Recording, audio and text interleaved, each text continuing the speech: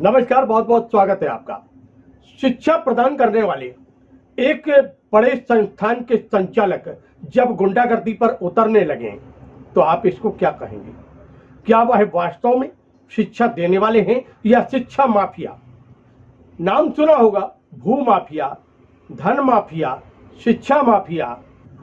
चर्चाओं का बाजार इस समय बड़ा गर्म बना हुआ है मध्य प्रदेश के दमोह में।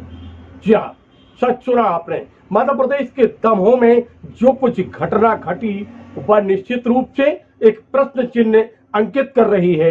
क्या यह शिक्षा प्रदान करने वाले संस्थान के प्रमुख हैं? क्या यह शिक्षा प्रदान करने वाले व्यक्ति हैं? प्रश्न उपज रहे हैं। क्यों ना उपजे?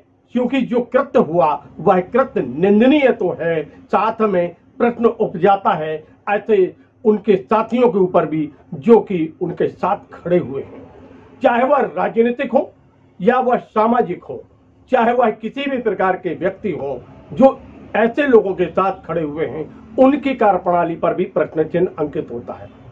बात कर रहे हैं मध्य प्रदेश के दमोह की। दमोह नगर में जो कुछ घटा वह निंदनीय है, शर्मनाक है।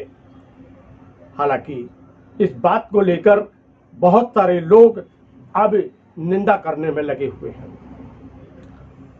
दरअसल प्रदेश के दमोह नगर में एक शर्मा कोचिंग क्लासेज के जो संचालक हैं प्रकाश शर्मा, उन्होंने एक राजनीतिक दल के नगर के उपाध्यक्ष की दुकान पर हमला किया, उनके ऊपर हमला किया, तोड़फोड़ की, और जिसको चलते राजनीतिक हलकों में चर्चाओं का बाजार गर्म हुआ और काफी बड़ी संख्या में एकत्रित हुए राजनीतिक दल के लोग और साथ में एकत्रित हुए उससे पीड़ित पक्ष के समर्थन में आए हुए लोग पहुंचे पुलिस कोतवाली और जाकर उन्होंने इस संबंध में आक्रोश जताया, साथ में विरोध जताया और यहाँ पर कोचिंग संचालक शर्मा कोचिंग क्लासेस के जो संचालक हैं प्रकाश शर्मा के विरुद्ध रिपोर्ट भी दर्ज कराई।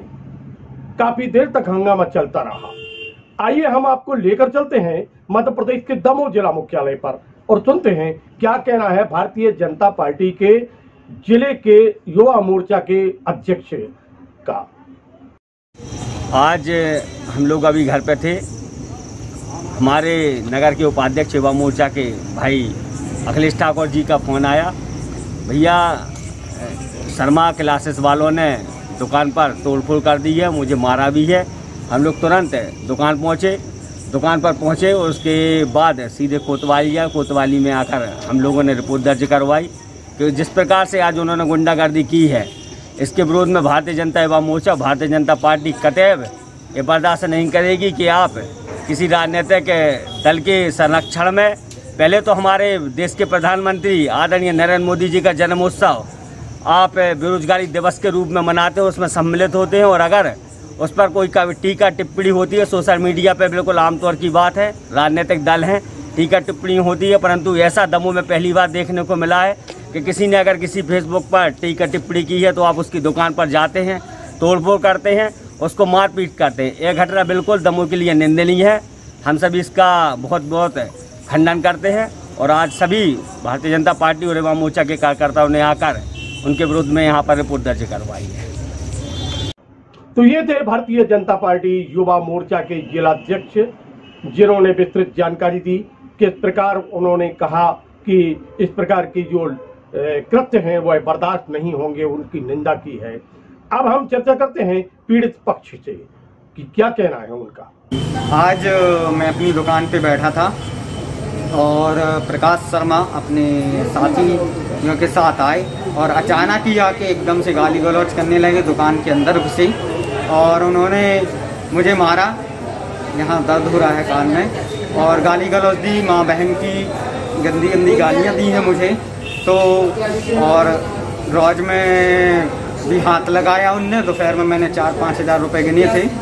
तो इस प्रकार उनने मेरे दुकान में तोड़फोड़ भी की, सामान यहाँ का वहाँ भी फेंका उन्होंने तो इस प्रकार उन्होंने अपने साथियों के साथ आके मेरी दुकान पे तोड़फोड़ की और मुझे मारा, और आगे भविष्य में भी मेरे साथ कोई घटना होती है ये भी उन्होंने धमकी दी है कि मैं तुम्हें देख लूँगा यदि रिपोर्ट की तो।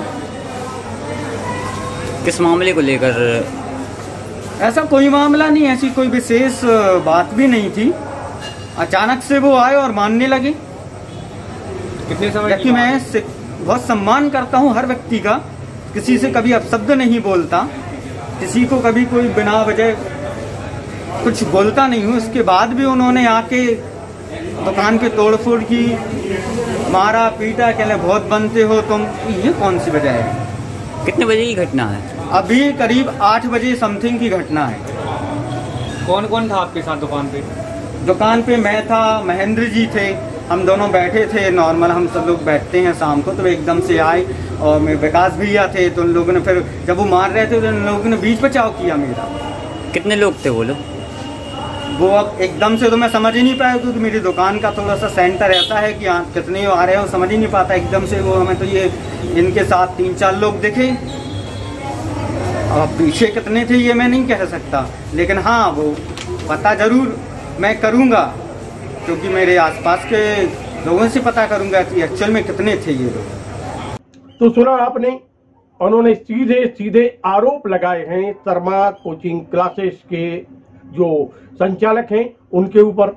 एक बड़ा नाम बतलाया जाता है शिक्षा के क्षेत्र में, शिक्षा प्रदान करने वाले के क्षेत्र में, लेकिन इस समय बतलाया जाता है कि कोचिंग क्लासेस के जो संचालक हैं उनके सिर पर राजनीति का भूत सवार है और वह अपने अपने तरीके से विरोध प्रदर्शन और विभिन्न प्रकार के ऐसे कार्य करते रहते हैं। हालांकि पिछले लंबे समय से यह अपनी कार्यप्रणाली को लेकर चर्चाओं में बने रहते हैं और जो चर्चाएं होती हैं वह निश्चित रूप से प्रश्न भी उपजाती हैं और साथ में प्रश्न उपजाती हैं उन लोगों के ऊपर भी जो इनको संरक्षण दे रहे हैं। शिक्षा माफिया के नाम से ऐसे जो लोग हैं उनमें इनका नाम सम्मिलित बतलाया जाता है। देखते रहिए एलएनवी टीवी, जुड़े रहिए हमसे। मिलते हैं फिर एक नए समाचार के साथ। नमस्कार।